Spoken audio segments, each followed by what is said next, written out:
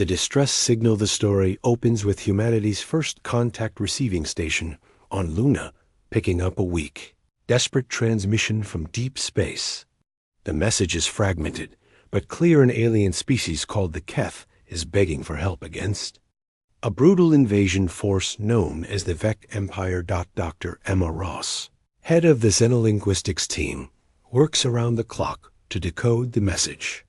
The Keth describe themselves as a peaceful farming civilization of only 12 million souls spread across 3 worlds. Their message paints a picture of horror, entire cities burning, families torn apart, and a species facing extinction. The transmission includes star charts showing the Keth's location, nearly 40 light-years from Earth in the outer spiral arm. The Vec Empire, according to the message, is a conquering force that has already destroyed 17 species in their sector. The Keth are just the latest target. Captain James Reed of Earth's Defense Command studies the data with growing anger. The Keth message shows images of their world before the invasion: green fields, crystal cities, and gentle beings who look almost like tall, slender humans with silver skin. Now their worlds are burning. WASTELANDS.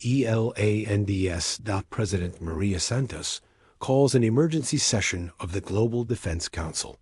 The debate is intense but brief. Some argue humanity should stay hidden. The Vec might come for Earth next. Others demand immediate action. The deciding factor comes when Dr. Ross plays the final part of the Keth message, the sound of children crying in the background as their parents record what they believe will be their species' last words. The vote is unanimous. Humanity will answer the call. General David Kim begins mobilizing the Solar Defense Fleet. 30 ships, humanity's most advanced warships, prepare for the longest journey in human history. The fleet includes the flagship Defiance, 12 heavy cruisers, 10 destroyers, and 7 support vessels carrying enough firepower to level continents. As the fleet prepares to leave, Dr. Ross receives one final transmission from the Keth homeworld. It's weaker now, filled with static. The voice is different, older, tired. "We understand if you cannot help us. We are grateful someone heard our words. Tell the galaxy we existed. Tell them we tried to be good." The transmission cuts to silence. General Kim addresses his fleet. From the bridge of the Defiance, "We go not as conquerors, but as defenders. We carry the hopes of 2 species, theirs and ours. The Keth asked for mercy. We're bringing justice." The fleet engages their new quantum drives and disappears into the void between stars. The journey and discovery. The 40 light-year journey takes 3 months using humanity's experimental quantum fold drives. During the voyage, the crew studies everything they can about the Keth and their attackers. Intelligence officer Lisa Park pieces together a disturbing picture from the fragmented transmissions. The Vec Empire isn't just another conquering force, they're systematic exterminators. They don't want territory or resources. They want to eliminate every non-Vec species in the galaxy. Their technology is advanced but brutal, designed for maximum destruction and terror. Dr. Ross works with the ship's AI to understand more about the Keth. The gentle beings were once part of a larger alliance of peaceful species called the Harmony Coalition. The Vec destroyed the other members, one by one, over the past century. The Keth are the last survivors. As the human fleet approaches the Keth system, they find devastation beyond imagination. The outermost planet is a cracked, burning shell. The second world shows signs of recent bombardment, massive craters where cities once stood. Long-range sensors detect no life signs. Commander Alex Stone leads a scouting mission to the system's edge. His stealth ship picks up massive energy signatures.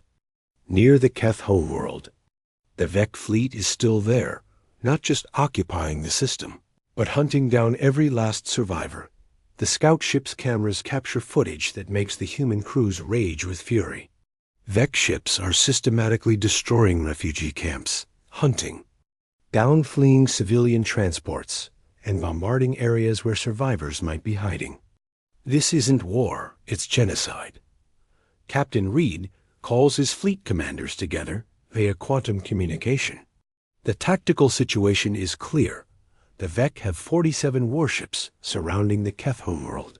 They're larger than human ships, but appear to rely on brute force rather than sophisticated tactics. Colonel Sam Price, the fleet's Marine commander, studies the surface scans.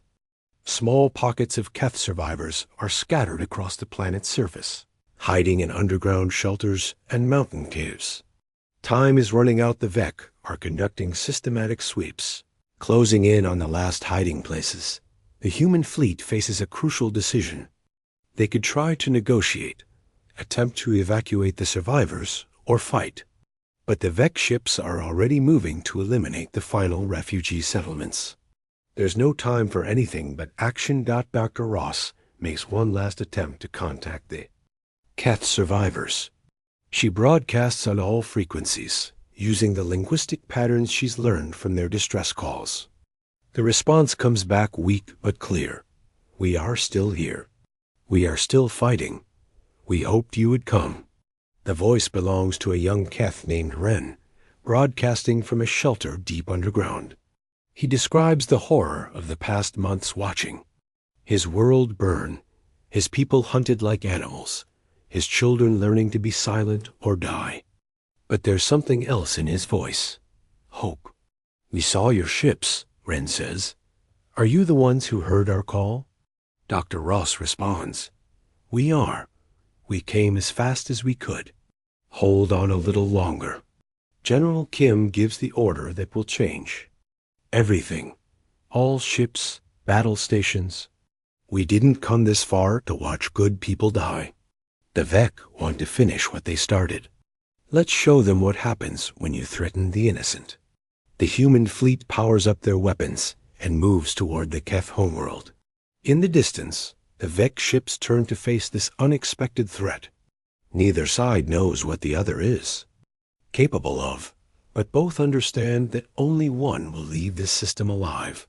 The last transmission from the Keth survivors is simple. Thank you for coming. Thank you for not letting us die alone. Asterisk first contact through fire the Vec fleet detects the approaching humans and immediately assumes an aggressive formation. Their ships are massive, brutal-looking vessels designed to intimidate as much as destroy. The lead ship, a kilometer-long dreadnought, broadcasts a message in broken galactic standard. Unknown vessels, you enter Vic territory. Surrender or be destroyed.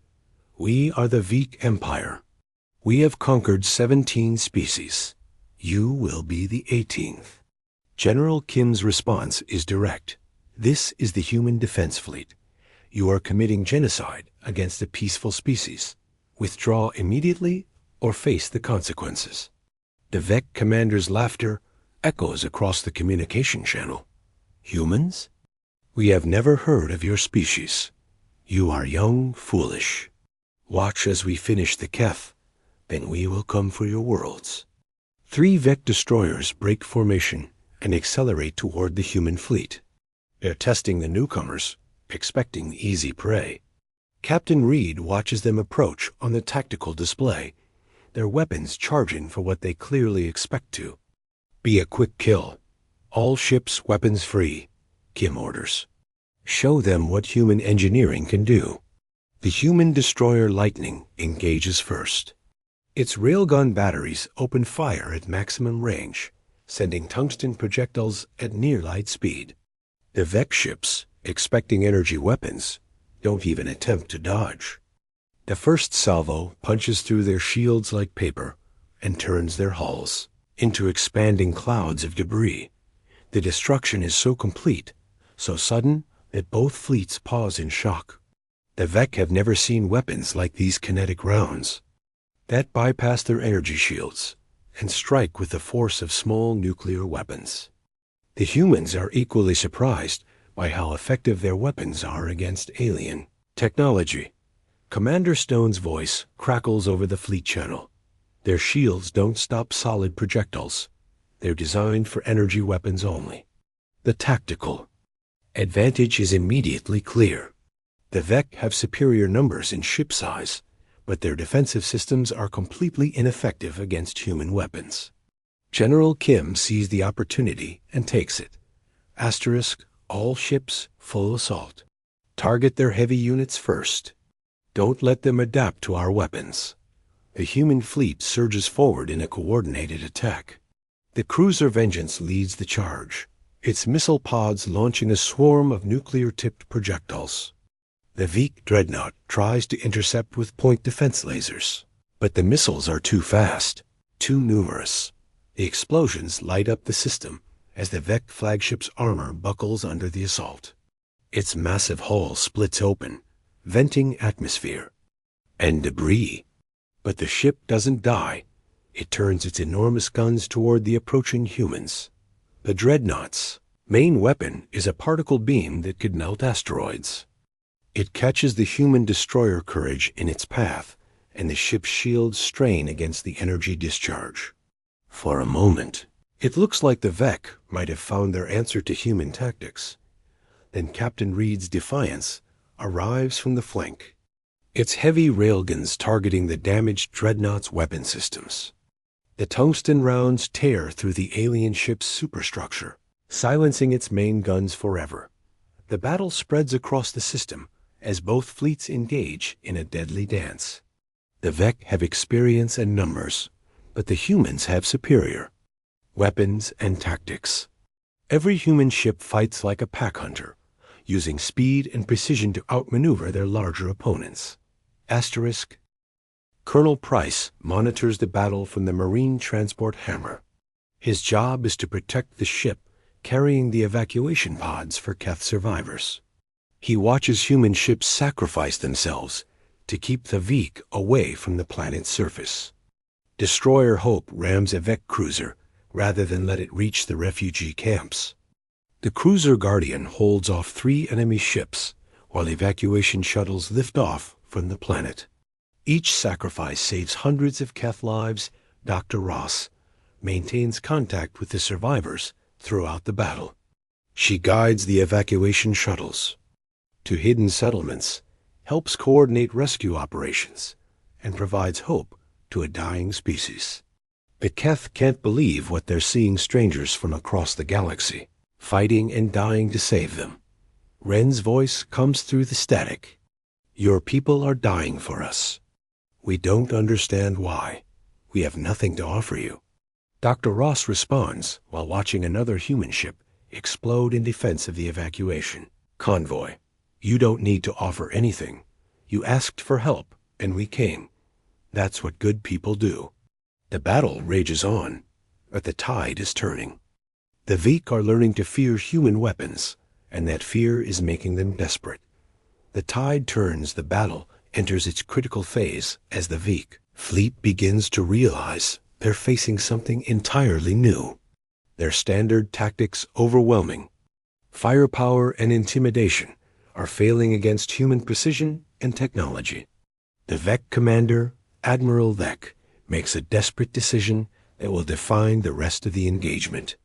All ships target the planet's surface. If we cannot defeat these humans quickly, we will finish the Keth before they can save them. The remaining 31 Vec ships turn their guns toward the Keth homeworld. The bombardment begins immediately, massive. Energy beams designed to crack continents and boil oceans. The human fleet finds itself in an impossible position. Engage the Vec ships and risk losing the evacuation, or protect the planet and face destruction. General Kim makes the hardest decision of his military career. All ships priority target. The planet killers. Even if it costs us everything, those people don't die today. The human fleet splits into 2 groups. The heavier ships, led by the Defiance, accelerate directly toward the Vec bombardment formation. The lighter vessels, including the evacuation transports, race toward the planet's surface to extract as many survivors as possible. Captain Reed's tactical display shows the odds. 12 human ships against 23 Veek vessels, with the aliens holding advantageous positions. The Defiance leads the charge, its experimental weapon systems pushed beyond safe limits. The cruiser Retribution reaches the Veek formation first, its captain knowing he won't survive the encounter. The ship's reactor is already overloading as it fires everything it has at the alien bombardment ships. The resulting explosion takes out 2 Vec cruisers and damages 3 others. Colonel Price's Marines are on the ground now, fighting a desperate evacuation operation. The Keth survivors are scattered across the planet's surface, hiding in bunkers and caves while the world burns around them. Each extraction is a race against time as Vec bombardment gets closer to the hiding places. Marine Sergeant Jake Murphy leads a rescue team into the ruins of the Keth capital. His squad finds a shelter containing 300 survivors, including many children.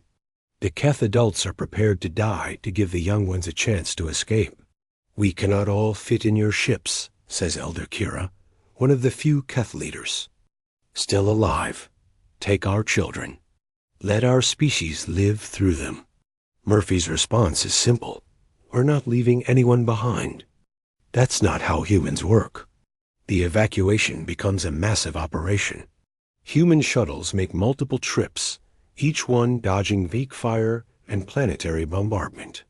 The transport Mercy takes critical damage, but continues flying, its pilot nursing. The ship through 3 more evacuation runs before it finally crashes. Meanwhile, the space battle reaches its climax. The Veek are taking heavy losses, but their numbers are starting to tell. The human fleet is down to 8 operational ships, and the ammunition is running low. General Kim faces the prospect of tactical withdrawal. Then Dr. Ross makes a discovery. That changes everything. While analyzing Vec communications, she realizes their ships are controlled by a central command network. If they can destroy the command ship, the entire fleet will be disrupted. "General, their flagship isn't just coordinating the attack, it's controlling the other ships directly. Take out Admiral Vec's dreadnought, and the rest of the fleet will be paralyzed." The problem is simple. The command ship is the most heavily defended vessel in the Vec fleet, surrounded by escort ships and protected by overlapping shield systems. It would take the entire remaining human fleet to have a chance at destroying it. Kim makes the call. "All ships, prepare for final assault. Target the command vessel. Everything we have, everything we are." The last 8 human ships form up for a suicide run against the Vec flagship. The Defiance leads the charge, followed by the damaged cruisers Justice and Freedom. The destroyers Lightning and Thunder flank the formation, their weapons primed for maximum impact. The assault is devastating. Human ships pour everything they have into the Veek command vessel, their weapons overwhelming the alien shields through sheer volume of fire. The dreadnought's hull begins to crack under the bombardment. Admiral Vec's final transmission is filled with rage and disbelief. "Impossible. We are the Vec Empire. We have conquered 17 species. You are nothing." Captain Reed responds as the Defiance prepares to ram the enemy flagship. "We are humans, and we don't abandon our friends." The collision destroys both ships in a brilliant explosion that lights up the entire system. The Veek fleet, suddenly cut off from their command network, begins to drift helplessly in space. Victory and new beginnings. The destruction of the Veek command ship creates chaos in the alien fleet. Without central coordination, the remaining ships begin to malfunction or shut down entirely. Some attempt to flee, but their navigation systems are tied to the command network. They drift helplessly as human ships move to secure the battlefield. Commander Stone, now the senior officer after General Kim's sacrifice, takes command of the remaining human forces. His first priority is completing the evacuation of Keth survivors. The Marine rescue operations continue even as the space battle wins. Down. Colonel Price's final count shows the scope of the tragedy of 12 million Keth, Only 47,000 survived the Vec genocide. They're loaded aboard human transport. Ships, refugees from a dead world carrying nothing but memories and hope. Dr. Ross works with the survivors to document their culture, their history, and their loss. The Keth have no homeworld to return to. Their planets are broken, their cities destroyed, their civilization ended. But they're alive, and that's what matters. Elder Kira, speaking for the survivors, addresses the human fleet. You came from across the galaxy to save strangers. You fought a war that was not yours. You lost your people for ours. We have no words in our language for this kind of sacrifice. The human response comes from Commander Stone. You don't need special words. You asked for help, and we came. That's what neighbors do. The aftermath of the battle reveals the full scope of Vec brutality. The human fleet's database contains evidence of 17 genocides, billions of lives lost, entire species erased from existence. The Keth were just the latest victims in a century-long campaign of extermination. But the Vec Empire's expansion is finished. As surviving alien ships are captured or destroyed, their technology studied, and their crimes documented. The galaxy will know what happened here, and it will remember. The journey back to Earth takes 3 months, but it's a different trip than the one out. The human fleet carries refugees who have become friends, witnesses to humanity's first contact with the galaxy. The Keth share their knowledge, their culture, and their gratitude. During the long voyage, something beautiful emerges. The Keth begin to heal, supported by human compassion and friendship. They teach the humans about galactic civilization, about the species that once existed, about the beauty that was lost to Vec brutality. Young Ren, who sent the final transmission from the homeworld, becomes a bridge between the species. He learns English while teaching humans the Keth language. His children, born during the voyage, are the first generation to grow up knowing both cultures. The fleet arrives at Earth to find a changed world. News of the rescue mission has spread, and humanity has been debating its role in the galaxy. Some fear retaliation from other alien empires. Others call for a more aggressive stance to prevent future genocides. President Santos addresses the United Nations with the Keth survivors beside her. We went to space as explorers. We returned as guardians. The galaxy is vast and dangerous, but it's also full of people who need protection. We will not hide while good beings suffer. The human defense fleet is expanded and reorganized. New ships are built with improved weapons and better defenses. The Keth survivors help design them, contributing their knowledge of galactic technology and V-tactics. Dr. Ross establishes the Galactic Contact Institute, with Elder Kira as co-director.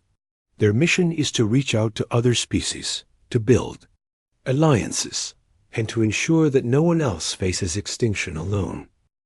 The memorial service for the fallen is held on Luna, where the first distress call was received. The names of every human who died in the rescue are read aloud, their sacrifice remembered. The Keth survivors plant a garden around the memorial flowers. From their lost homeworld, grown from seeds they carried into exile. Commander Stone, now Admiral Stone, leads the new Galactic Defense Fleet. His ships patrol the space lanes, protecting trade routes and investigating distress signals. The message is clear. Humanity is watching, and genocide will not be tolerated. 5 years after the rescue, the first new Keth settlement is established on a world in the Centauri system. It's small, just a few thousand people, but it's a beginning. The Keth have a future again, and they're sharing it with humanity. The story ends with a new transmission being received on Luna, another distress call from another species facing extinction. But this time, the response is immediate. The Galactic Defense Fleet is already moving, carrying the banner of 2 species, united in their determination to protect the innocent. The galaxy is still dangerous, but it's no longer helpless. Humanity answered one call for mercy with firepower, and in doing so, became the guardians that the universe needed. The Keth phrase, "For thank you," becomes humanity's battle cry. We remember. We stand together. We do not abandon our friends.